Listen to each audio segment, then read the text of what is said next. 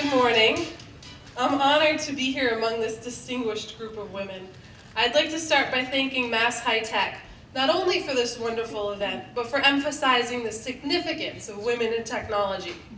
I'd also like to thank my husband, my family, and my colleagues for taking the time to join me this morning. I know some of you traveled quite a distance to be here. When Mass High Tech approached me about being in this year's group of honorees, I took some time to reflect on my career course. You see, had you asked me 25 or so years ago what I'd be doing today, I would tell you that I was going to be a ballerina.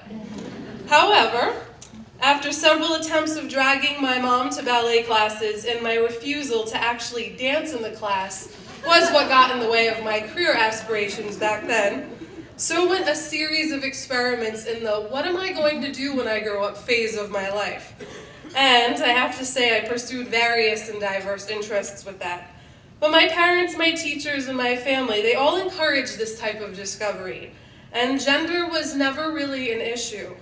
Although I performed higher in math and science growing up, I didn't hear that statement that I'm sure many of you heard, that boys typically do better in math and science than girls. Never crossed my mind that I was an outlier. And it wasn't until I sat down in my first college computer science class that I actually visually saw the difference between the number of men and women in the room. But by then, my mind was pretty much set on where I wanted to be. No matter where I looked for my next interest, it seemed I found my passion right at home anyway.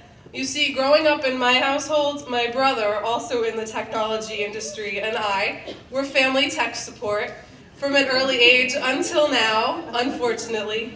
And if we didn't learn how to set up, wire, and configure our home technology, we just wouldn't have any. So I have to wonder if this was all part of our parents' master plan for us. It's no surprise to them when I decided that I wanted to make software to help improve people's lives. And even today, in my current role managing IBM's social software products, I find some of those same growing up lessons apply. I've had great mentors, like 2009 woman to watch Ronnie Maffa, and they've encouraged me to expand my thinking to the possibilities of what I can achieve.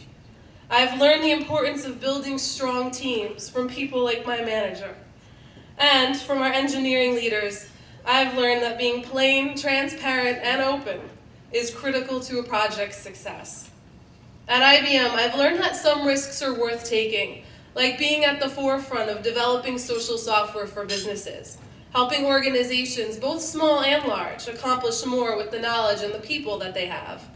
But it's also important to give back as well, as we've heard several times this morning. And I found great pleasure in mentoring rising stars, hoping to help ignite the spark that will drive their next success. So as I embark on my next journey, which includes shipping the currently under development Livingston 2.0 twins in June, I hope to pass along these lessons and open their mind to a path of discovery. Thank you very much for your time today. Thank you for honoring me and all the other honorees. Enjoy the rest of the event.